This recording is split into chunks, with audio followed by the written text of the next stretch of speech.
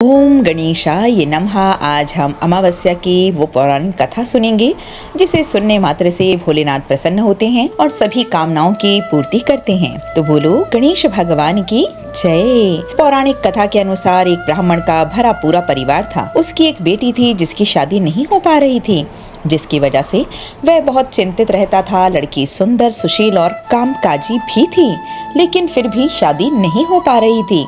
एक बार उस ब्राह्मण के घर पर एक साधु आया और वह उस लड़की की सेवा को देखकर बहुत प्रसन्न हुआ। उसने उसे दीर्घायु का आशीर्वाद दिया। ऐसा कहने पर लड़की के पिता ने उस साधु से कहा कि इसकी शादी नहीं हो पा रही है। यह सुनकर साधु ने लड़की के बारे में कहा कि इसकी कुंडली में शादी का योग नहीं होगा, इसी वजह से ऐसी समस्या हो रही है। उस साधु की बात सुनकर ब्राह्मण घबराकर उपाय पूछने लगा। तब साधु ने ब्राह्मण को कहा कि गाँव में एक धोबन रहती है, वह पतिव्रता नारी है। तुम अपनी बेटी को उसकी सेवा के लिए उसके पास भेज दो। वह औरत अपनी मांग का सिंदूर अगर इस पर लगा देगी तो तुम्हारी बेटी का जीवन संवर जाएगा। यह सुनकर ब्राह्मण अगले दिन सुबह सुबह अपनी बेटी को लेकर सोना धोबन के घर चले गए। धोबन अपने बेटे और बहू के रहती थी। ब्राह्मण की बेटी सुबह जल्दी उठकर उसके घर जाकर सारा काम करके वापस आ जाती थी। ऐसा उसने 2 से 3 दिन तक वह करती रही। धोबन को ऐसा लगा कि बहू सुबह उठकर सारा काम कर लेती है।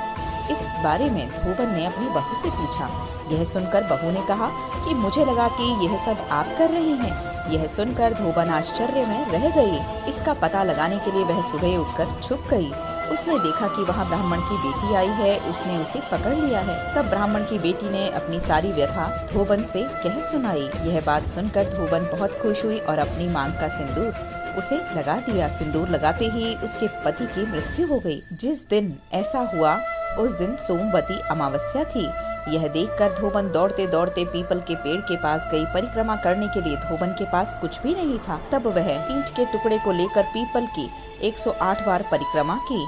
ऐसा करते ही धोबन के पति में फिर से जान आ गई और कुछ दिनों बाद उस कन्या का विवाह हो गया। तभी से इस दिन प्रत्येक सुहागन महिलाएं अपने पति की लंबी आयु के लिए सोमवती अमावस्या का व्रत करती हैं। बोलो लक्ष्मी नारायण भगवान की जय। अमावस्या पर क्या क्या करना चाहिए उसके बारे में भी हम आपको पूरी जानकारी दी है। प्राचीन शास्त्रों के अनुसार अमावस्या तिथि के स्वामी पितृदेव हैं, अतः पितरों की तृप्ति के लिए इस तिथि को अत्यधिक महत्व दिया गया है। हिंदू धर्म में अमावस्या तिथि का अत्यधिक महत्वपूर्ण स्थान है। अमावस्या का दिन पितरों की स्मृति करके श्रद्धा भाव से उनका श्राद्ध करने के लिए अत्यंत शुभ माना गया है। इस दिन बहुत से जातक अपने पितरों की शांति के लिए हवन, ब्रह्म भोज आदि का प्रबंध करते हैं और साथ ही दान दक्षिणा भी दिया करते हैं। जिन व्यक्तियों की कुंडली में पितृदोष हो, संतानहीन हो या ऐसे योग बनते हो फिर भी उन्हें नवम भाग में राहु नीच के होकर स्थित हो, उन व्यक्तियों को अमावस्या पर उपवास अवश्य रखना चाहिए। अमावस्या उपवास को करने से मनोवांछित उद्देश्य की प्राप्ति होती है।